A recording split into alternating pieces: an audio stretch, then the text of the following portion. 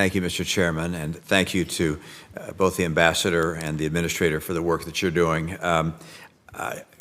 Is Russia trying to starve the world? I mean, are they intent on causing pain, on causing pain in Egypt and Lebanon and throughout North Africa and the Middle East? I mean, is this part of their intent, or are they simply intending to starve Ukraine? And willing to ignore the fact that what they're doing is, in starving Ukraine, is also starving the world. Do you have a sense of what their intent is, what they're thinking? I can't speak for what is going on in Putin's mind, but I think at the start of this, they thought they were going to have a quick war, bring Ukraine to their knees in 2 weeks, and have them waving the white flag, and that would be the end of it. And that failed. And so they're continuing this effort to starve the people of Ukraine, and in the process starve the rest of the world, and they don't care. Which is why it is so important that we have gotten the support, bipartisan support from this Congress to provide for people in the rest of the world. What the Russians are now doing is blaming us, that our sanctions are responsible for what is happening in the rest of the world, when in fact there are no sanctions on their agricultural products. There are no sanctions on their fertilizer. They can move their agricultural products. They can move their wheat if they wanted to do it, but they would prefer to blame the rest of the world, thinking that will get them more support from the world. And I think they've failed. But Ambassador, why is it they are so effective at spreading lies, and we're so terribly ineffective at telling the truth and having the world understand what's going on? I would think the leaders of Egypt and Lebanon and other places that have seen astronomical increases in prices would be yelling about what Russia is doing.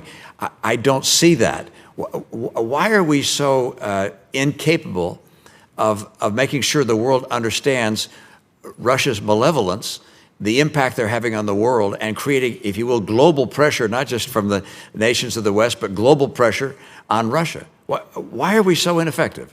I wouldn't say we're ineffective. I think we certainly have to ramp up our efforts, but this is something that we all work on every single day to counter Russia's disinformation. We do it in the United Nations, in meetings, and we do it in our travels around the world. And I think countries are hearing it.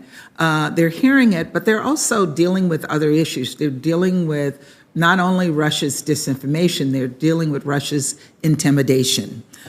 We know that when we had to vote in the UN, that the Russians actually sent written correspondence to countries to say, if you vote against us, we will no longer, this will affect our long-term relationship. So these countries are dealing with these other efforts, but I think, again, to have 141 countries condemn Russia, they are resisting that pressure, and they do understand that Russia is responsible for this war. Now, that doesn't mean Russia doesn't have its friends. The 4 or 5 countries that voted with them, including China, and the friends their friends are always there for them, but they're few and far between. Ambassador Power, what other nations are stepping in to make sure that the food crisis being created by Russia and its blockade, if you will, on Ukraine is in some respects getting some relief? Is India stepping up to the extent they should? Are other parts of the world making the kinds of efforts they should? And are we, as a nation, stepping in? We in Canada and others that have bountiful agricultural resources. Thank you, Senator. And if I may just pick up on your exchange with Ambassador Thomas-Greenfield, I would just note that the Belt and Road Initiative and China's investments throughout sub-Saharan Africa, Latin America, the Caribbean, the Pacific have gotten a lot of attention. I do not think that the RT penetration and the Russian disinformation media machine have received the same attention, nor I think would we say that we are resourcing our information efforts as a country as we did during the Cold War, for example, or not even close to how they resource them. That's not the only answer. Again, we are blasting our message out as many places as we can, and I think probably the only reason Putin's in those negotiations with the UN and Turkey right now is the number of the number of African countries that privately, not publicly in the way that we do, have either paid trips to Moscow to appeal for those grains to be released so the prices go down, or that wheat arrives. And I think that pressure has brought him to the table. Whether it'll be enough to bring him to actually allow the grains go. I fully just want to say I fully agree with you that we are not paying the kind of attention or devoting the kind of resources to communicating the truth to the world as Russia is spending to communicate lies. Yeah, Thank you. I agree completely. To your question, just on sort of division of labor and so forth, I would say you mentioned India specifically, which hasn't come up yet at the hearing. India has been very responsive to the complete economic collapse in Sri Lanka, extending grants and mainly loans to a government that, of course, fell, but now a new government that is in great economic peril.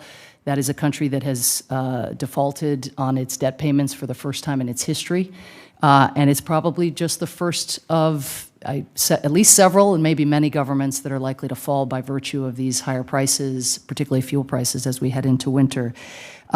With regard to some of what we've been talking about, I did want to call out and commend some of the very discreet efforts on actually dealing with the trapping of Ukrainian grains.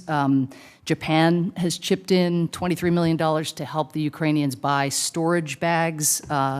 The European Commission has provided direct cash grants to farmers, around $53 million. The UK, which has dramatically cut, unfortunately, its foreign assistance budgets at the worst possible time, but has contributed $12 million to help rebuild the railways that are being attacked, which helps get the food out. So these kind of modest efforts, but as I mentioned, I think before you got here, if you look at the response, for example, to the potential famine in the Horn of Africa, other countries, our friends who stepped up the last time there was a very severe drought, are right now, many of them at about 8% of what they funded before. Now, some of that is because they are funding so generously inside Ukraine and, of course, to Ukrainians who are coming into Europe. But this is being this burden, also this privilege of helping people in their hour of need, is being borne very disproportionately by the United States right now. Senator Coons. Thank you, Mr. Chairman. I want to thank you and the ranking member of this committee